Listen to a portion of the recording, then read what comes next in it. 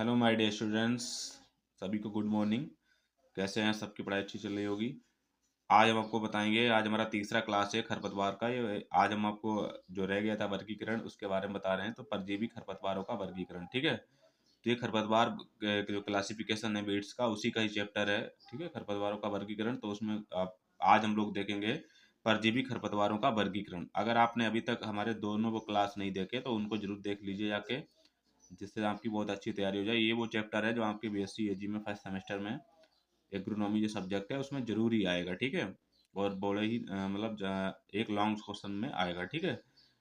तो चलिए देख लेते हैं। सबसे पहले हम इसमें अब देख रहे हैं परजीवी खरपतवारों का वर्गीकरण। परजीवी लोग होते क्या हैं? देखो, परजीवी लोग ना तो अपना खाना बनाते हैं, ठीक है। ये क्या करते हैं? ये दूसरे जीव का बना बनाया खाना खाते रहते हैं, ठीक है। जैसे अपना खाना तो बनाते नहीं है, पैरासाइट होते हैं। तो ये दूसरे जीव के खाना जो है वो बना बनाया खाते रहते हैं। कुछ परजीवी जैसे कीट भी होते हैं, और कुछ हमारे परजीवी क्या हैं, खरपतवार भी हैं, ठीक है। तो चलिए देख लेते हैं। सबसे पहले होता है इनको, जो परजीवी खरपतवारों का वर्गीकरण है दो प्रकार से किया गया है। नंबर एक तना परजीवी, नंबर दो जड़ परजीवी, ठीक है।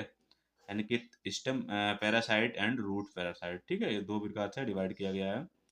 तो तना परजीवी जो है इसको भी दो भागों में बांटा गया है, पूर्ण तना परजीवी और अल्प तना परजीवी। यानी कि जो होता है कंप्लीट तना परजीवी। अब देखो, पूर्ण तना परजीवी क्या होते हैं और अल्प तना परजीवी क्या होते हैं, इनको हम डिटेल में देख लेते हैं, ठीक है। तो देखो, इसमें तना परजीवी होते क्या हैं? ऐसे खरपतवार जो मुख्य फसल के तने से पानी, पोषण एवं भोजन के लिए जुड़े रहते हैं। देखो, तना परजीवी वे होते हैं जैसे जो पौधे के जो तना होता है ना, मुख्य फसल, जैसे कोई भी फसल में मुख्य फसल होती है, और उसके जो पोषण उसकी जो तना होता है उसी से पानी, पोषण और भोजन उसी से लेते रहते हैं, उसी के तने से ही ले लेते हैं। तो इन्हें बोलते हैं तना परजीवी खरपतवार, ठीक है। अब इनको दो भागों में बांटा गया था। तो नंबर एक है पूर्ण तना परजीवी। पूर्ण तना परजीवी क्या होते हैं? इन खरपतवारों में हरित लवक नहीं पाया जाता है। हरित लवक जानते हो? क्लोरोफिल, जिसके कारण पौधे जो होते हैं वो हरे होते हैं, पत्तियां हरी दिखती है ना, जिससे ये अपना स्वयं भोजन नहीं बना पाते हैं। ये पोषी फसल से भोजन, जल, पोषण तथा तना तना से ग्रहण करते हैं। अब देखो, ये क्लोरोफिल तो होता नहीं है। जिन पौधों के अंदर क्लोरोफिल नहीं होता है वो अपना खाना स्वयं नहीं बना पाते हैं, और जिनके अंदर क्लोरोफिल होता है पत्तियों में, वो अपना खाना जो है वो स्वयं बना लेते हैं, ठीक है। ऐसे तो ये पूर्ण तना जो परजीवी होते हैं अपना खाना स्वयं नहीं बनाते हैं, क्योंकि भाई इनके अंदर क्लोरोफिल नहीं होता। तो ये जो कोई भी पोषी फसल, मुख्य फसल जो लगी होती है, उसी से अपना भोजन, जल, पोषण तथा तना जो है वो तना से लेते रहते हैं। ये तना से लेते हैं, ठीक है। जैसे पूर्ण तना परजीवी खरपतवार कौन सा है? अमरवेल है। अमरवेल का बोटेनिकल नेम होता है कस्कुटा रिफ्लेक्सा, ठीक है। पूर्ण तना परजीवी कौन सा खरपतवार है? अमरवेल। इसका बोटेनिकल नेम क्या है? कस्कुटा रिफ्लेक्सा, ठीक है। इसका बोटेनिकल नेम है। ये एग्जाम में भी आता है और कंपटीशन एग्जाम में भी पूछा जाने वाला क्वेश्चन है कि पूर्ण तना परजीवी कौन है? तो अमरवेल है। इसका बोटेनिकल नेम क्या था? कस्कुटा होता है। ये पौधे के तने से प्राप्त पोषण वगैरह सब लेता रहता है, ठीक है। अगला देख लेते हैं। दूसरा हमारा है अल्प तना परजीवी, ठीक है। दूसरा कौन सा है? अल्प तना परजीवी। अल्प तना परजीवी क्या होता है? देखो, इन खरपतवारों में हरित लवक पाया जाता है और ये भोजन अपना स्वयं बनाते हैं। इन खरपतवारों में क्या होता है? हरित लवक पाया जाता है और ये अपना भोजन जो है वो स्वयं बनाते हैं, ठीक है। क्या बनाते हैं? स्वयं स्वयं बनाते हैं, तथा पोषी फसल से पानी, पोषण तथा तना से प्राप्त करते हैं। देखो, इनको सिर्फ क्या चाहिए होता है? भोजन तो ये स्वयं बना लेते हैं अल्प तना परजीवी, लेकिन इनको सिर्फ जो चाहिए होता है वो चाहिए होता है पानी। पानी और जो पोषण तत्व होते हैं हम लोग जो देते हैं ना पौधों को, वो ये ग्रहण कर लेते हैं। जैसे जैसे अल्प तना परजीवी कौन है? तो अल्प तना परजीवी की हम बात करते हैं तो लोरेंथेस है। कौन है? लोरेंथेस, ठीक है। अल्प तना परजीवी जो पौधा है वो कौन सा है? लोरेंथेस है, ठीक है। और पूर्ण तना परजीवी कौन है? अमरवेल है, ठीक है। और अल्प तना परजीवी कौन है? लोरेंथेस है। इसके बाद हम लोग देख लेते हैं, तो ये समझ में आ गया होगा तना परजीवी क्या होते हैं। इसके बाद है जड़ परजीवी। जड़ परजीवी क्या होते हैं?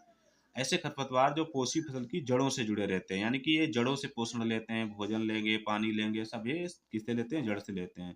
तो इन्हें क्या बोलते हैं? जड़ परजीवी बोलते हैं।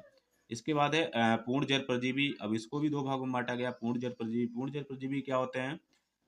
इन खरपतवारों में हरित लवक नहीं पाया जाता है, तथा ये अपना भोजन स्वयं नहीं बनाते, तथा ये पोषी फसल की जड़ से भोजन, पानी, ठीक है, क्या लेते हैं? भोजन लेते हैं, और क्या लेते हैं? पानी, पोषण ग्रहण करते हैं, ठीक है। तो ये पोषी फसल जो होगी उसकी जड़ से क्या करेंगे? पानी लेंगे, पोषण जो भी हम लोग तत्व देंगे ना, वो सब किससे ग्रहण करेंगे? उसकी जड़ से ग्रहण करेंगे, तो इनको बोलेंगे पूर्ण जड़ परजीवी, ठीक है, कंप्लीट रूट पैरासाइट। तो का जो पूर्ण जड़ परजीवी जो खरपतवार है उसका नाम है ओरोबंकी। कौन है? ओराबंकी, ठीक है।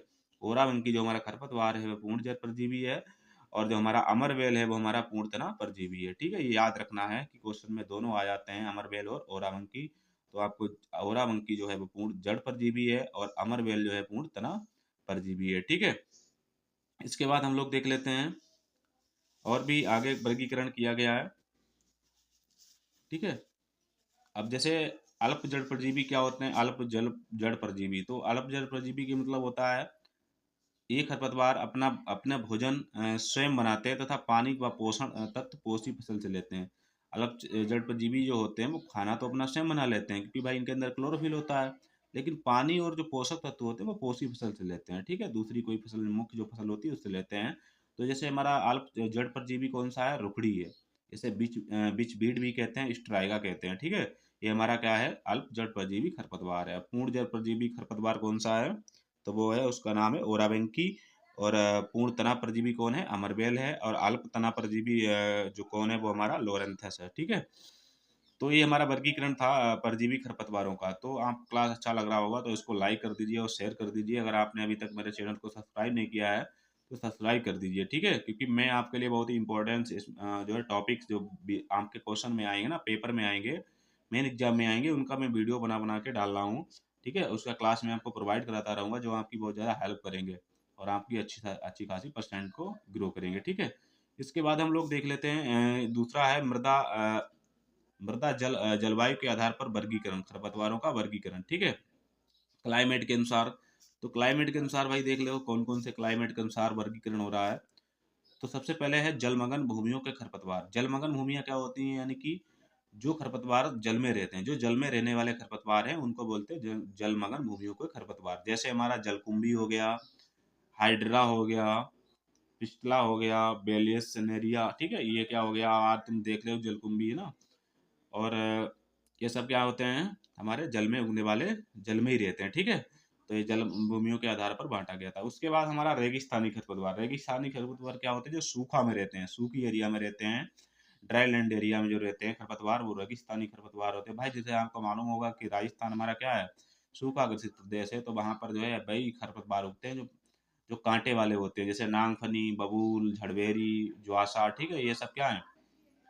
देखो नांगफनी, बबूल और झड़वेरी और ज्वासा ये सब क्या होते हैं? कांटे वाले होते हैं। तो कांटे वाले इनमें तो पत्तियां बहुत ही छोटी होती, पतली होती हैं, क्योंकि जितनी छोटी पत्तियां होंगी उतनी वो ट्रांसपायरेशन जो पानी का होता है, बाष्पोत्सर्जन, वो कम करेंगे, ठीक है। क्योंकि तभी ये सूखे की एरिया में रह लेते हैं। और जिसकी पत्तियां बड़ी होती हैं वो बाष्पोत्सर्जन ज़्यादा करते हैं, उनको पानी की ज़्यादा ज़रूरत होती है, ठीक है। तो इसलिए वो जो है सूखी वाली एरिया में नहीं उग सकते, और वो वहीं पे सूख जाते हैं। तो जो जितने भी कांटे वाले पौधे होते हैं वो सूखी एरिया में अच्छी तरीके से ग्रोथ कर लेते हैं। जैसे हमारा नांगफनी, बबूल हो गया ना, झड़बेरी जैसा हो गया।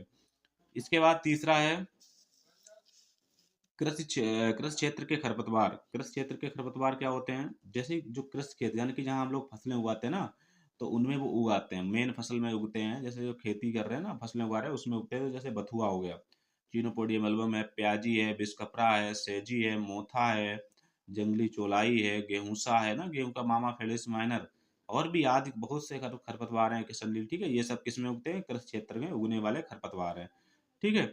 इसके बाद अगला लास्ट रह गया है अंकुरित क्षेत्रों के खरपतवार। अंकुरित मतलब आकर्षित जो है क्षेत्रों के खरपतवार कौन कौन से, यानी कि नॉन कल्टीवेटेड जो एरिया है उसके बीट कौन कौन से हैं? यानी कि जो जहाँ पर खेती नहीं होती, खाली जमीन पड़ी रहती है, उसमें वो खरपतवार उगते हैं, तो उन्हें बोलते हैं आकर्षित क्षेत्रों के खरपतवार। जैसे लेंटाना है, लेंटाना कैमरा, ठीक है। गाजर घास है, गोखरू है, धतूरा है। ये सब कहाँ उगते हैं? जहाँ पर खेती नहीं होती, नॉन कल्टीवेटेड जो एरिया होती, वहाँ पे उगते हैं। गाजर घास को कांग्रेस घास भी कहते हैं। इसके इसके संपर्क में आने से क्या हो जाता है? हमें स्किन प्रॉब्लम हो जाती है, त्वचा संबंधी समस्याएं हो जाती हैं, ठीक है। और आपको धतूरा तो मालूम ही है भाई, शंकर जी का फल है, ठीक है। तो आपको क्लास हो सकता है अच्छा लगा हो, तो इसको आप जो है शेयर कर दीजिए, दूसरे स्टूडेंट को भी देख लीजिए, इसका पूरा नोट्स आप बना दीजिए, बहुत ही ज़्यादा आपकी हेल्प करेगा हमेशा ही, ठीक है। और हमारे चैनल को सब्सक्राइब नहीं किया तो सब्सक्राइब जरूर कर लीजिए और शेयर कर दीजिए, जिससे मैं हर सब्जेक्ट का वीडियो लाऊंगा। ये तो एग्रोनॉमी चल रहा है, इसके बाद मैं आपको हॉर्टिकल्चर, ठीक है? आपका जो भी सोइल साइंस है, जो भी सब्जेक्ट है सबकी हेल्प करूँगा, ठीक है? Okay, thanks for